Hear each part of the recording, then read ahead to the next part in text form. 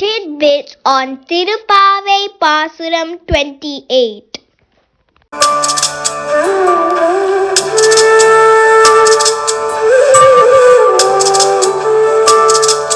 குறையொன்றும் இல்லை மறைமூர்த்தி கண்ணா, குறையொன்றும் இல்லை கோவிந்தா, குறையொன்றும் இல்லை கோவிந்தா.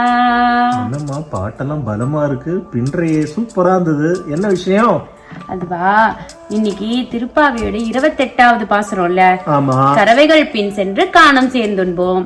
அதுல ஆண்டாள் சொன்ன விஷயங்கள் எல்லாம் அப்படியே அசை போட்டுட்டே நீ மறந்து இந்த பாட்டை பாடிட்டு இருந்தேன். ஆஹா ஆஹா, இந்த மாதிரி ஒரு உயர்வான ஒரு பகவத் விஷயத்தை பத்தி நீ யோசிச்சுட்டு நீ மட்டும் தனியா அனுபவிக்கிறியே.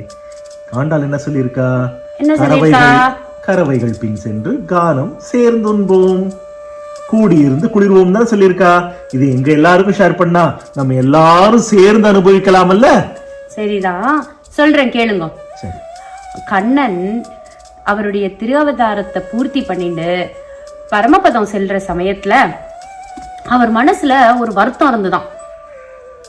என்ன வருத்தம்னா, திரௌபதி கூப்பிட்ட குரலுக்கு நம்ம போய் காப்பாத்தாம விட்டுட்டோமே, கூப்பிட்ட உடனே நம்ம போலியே அப்படின்னு ஒரு வருத்தம் இருந்துதான்.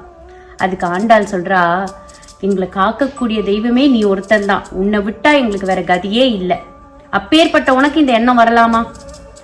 நீ காப்பாத்தாம தான் திரௌபதியோட மானம் காப்பாத்தப்பட்டதா? நீ உதவாம தான் பாண்டவர்களுக்கு ராஜ்யம் கிடைச்சதா?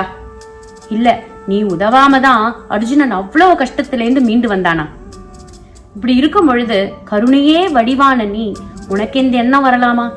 உன்னை சேவிக்க நாங்க வரது எங்க குறைகளை உங்ககிட்ட கொட்டி தீக்கிறதுக்கு இல்ல, குறையே இல்லாத உன்னை சேவிச்சு எங்களுடைய குறைகளையும் நிவர்த்தி பண்ணிக்கத்தான் அப்படின்னு ஆண்டாள் வேதத்துல சொன்ன அத்தனை விஷயத்தையும் திருப்பாவை 30 பாசுரத்துல அடக்கியிருக்கா.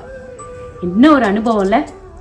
ஆஹா ஆஹா, உன்னுடைய திருவடியை அடைந்தால் குறையொன்றும் இல்லை கோவிந்தா, குறையொன்றும் இல்லை கோவிந்தா. கரெக்டா சொன்னீங்க. ஆண்டாள் திருவடிகளே சரணம். ஜெய கருட சுபர்ணா.